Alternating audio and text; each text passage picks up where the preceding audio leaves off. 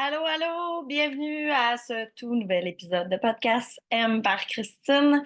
Aujourd'hui, on parle de Pâques, on parle de printemps, on parle évidemment de chocolat. J'avais envie de t'amener sur un sujet un peu plus ludique, enfant, pour retrouver notre cœur d'enfant parce que pour moi, Pâques a toujours été une fête familiale. Je ne vais pas tomber dans les traditions religieuses, etc., etc., mais plutôt du côté de comment, en fait, cette belle tradition-là se perpétue dans notre famille et à quel point des petites choses, toutes simples, peuvent faire toute la différence. Ce sujet-là m'a été amené par ma fille de 8 ans qui, quand elle a réalisé que c'était Pâques en fin de semaine, parce que ses grands frères parlaient du fait qu'ils allaient visiter leurs grands-parents du côté de leur père, puisque moi, je suis séparée du père de mes trois premiers enfants. Donc, Emma, 8 ans, qui dit «Ah!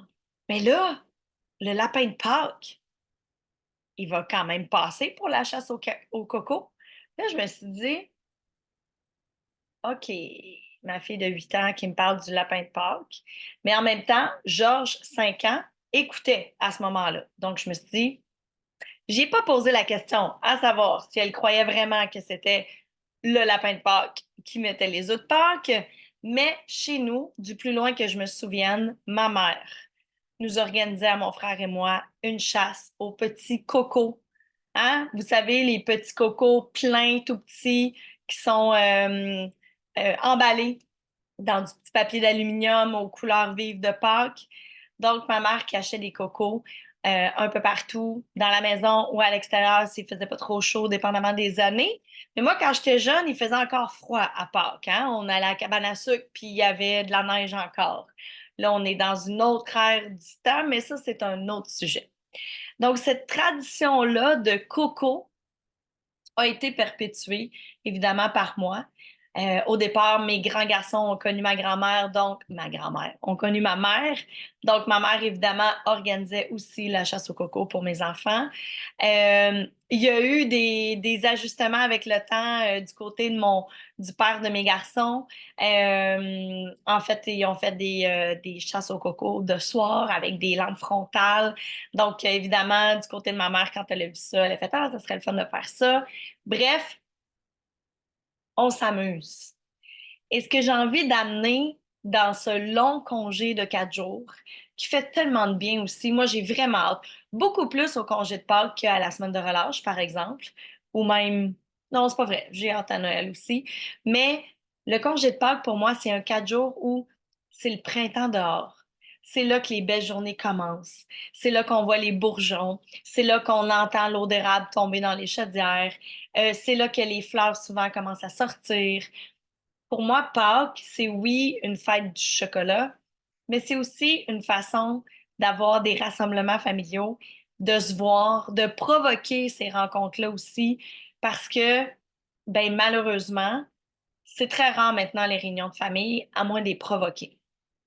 Donc, moi, ce que j'aime particulièrement, c'est la nouvelle tradition qu'on a avec mon père.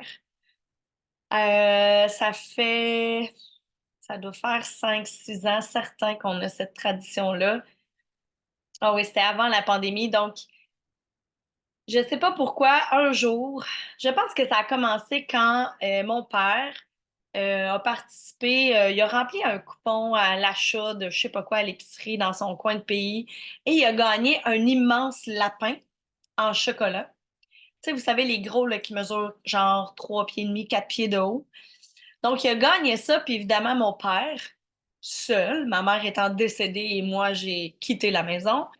Mon frère aussi, mon plus jeune frère est décédé, donc je dis mon plus jeune frère comme j'avais un grand frère, mais bref, mon père est seul avec le gros lapin de chocolat, donc il me dit, écoute Christine, moi je vais l'amener pour les enfants parce que genre je vais prendre 300 livres si je mange ça là. Et le dit lapin a fait le voyagement, hein, Mauricie, rive sud de Montréal, est resté intact. Et mon plus jeune garçon, quand mon père l'a mis sur la table, Aucune idée pourquoi, mais le coup de poing est parti et le lapin s'est brisé. Et mes autres garçons qui ont vu ça, ils ont trouvé ça drôle. Mon plus jeune, qui était bébé, a éclaté de rire. Donc, vous savez, en tout cas, moi, le rire d'un enfant, ça fait partie de mon top 5 des plus beaux sons du monde que je peux entendre. Et on s'est mis à détruire le lapin. Et mon père a tellement trouvé ça drôle. Mes enfants ont tellement adoré ce moment-là. Anyway, il faut le casser pour le manger. Moi, personnellement, en tant que maman, ce que ça m'a permis de faire, c'est de congeler des morceaux du lapin et d'en avoir toute l'année. Donc, question, parce que là, il y a l'immense lapin de chocolat, mais il y avait aussi les plus petits achetés par les grands-parents, la chasse au coco, bref, il y avait du chocolat dans la maison, comme ça n'a pas de sens. Donc, dans le but de bien contrôler l'accès au chocolat, en petits morceaux comme ça, j'avais mis ça au congélateur et on en a eu pour un an. Je l'utilisais, je le faisais fondre pour mettre dans des crêpes, des fondus au chocolat avec des fruits, bref, je l'ai cuisiné dans des muffins, etc., etc. Donc, j'ai eu du chocolat pendant un an.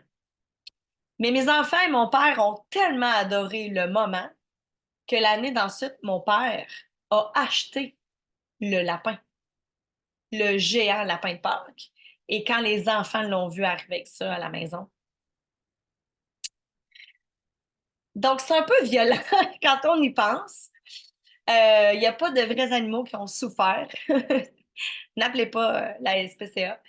Mais c'est devenu une tradition, on a beaucoup de plaisir. Et Emma est arrivée, et maintenant Georges.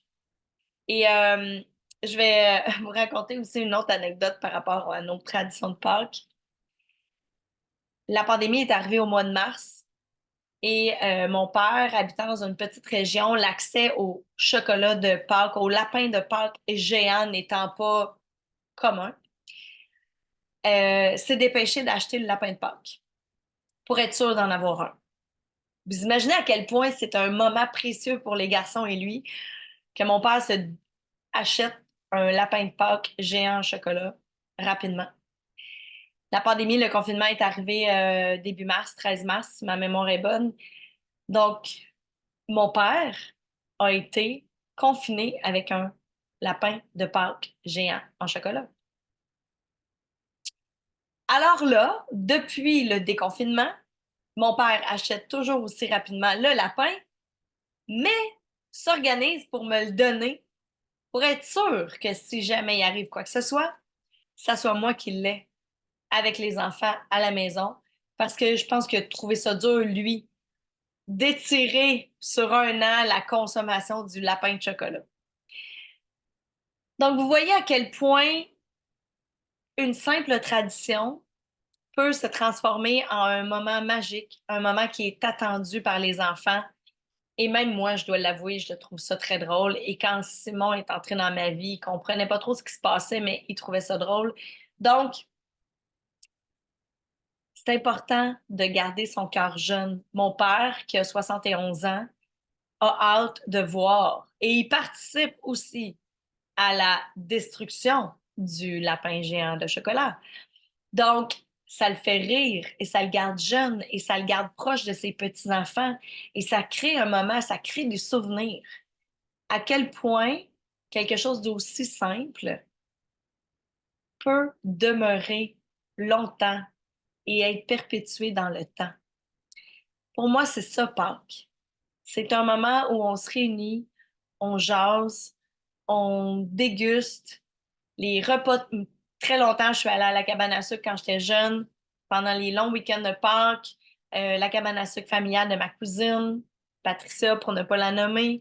J'ai eu des rencontres avec mes grands-parents, les repas en famille. Après ça, quand ma grand-mère était plus en mesure de nous recevoir, on allait au restaurant ou à la cabane à sucre. Bref, pour moi, c'est devenu un moment traditionnel, familial, que j'ai envie de perpétuer avec mes enfants. Et là, maintenant que mon grand Émile est parti de la maison et qui travaille les fins de semaine dans le cadre de sa job étudiante en tant qu'universitaire, ben on arrive à concilier l'horaire autant avec le fait que j'ai une garde partagée avec mes, ben, mon ex, le père de mes enfants. Donc, on arrive à se trouver des moments et à créer une nouvelle tradition.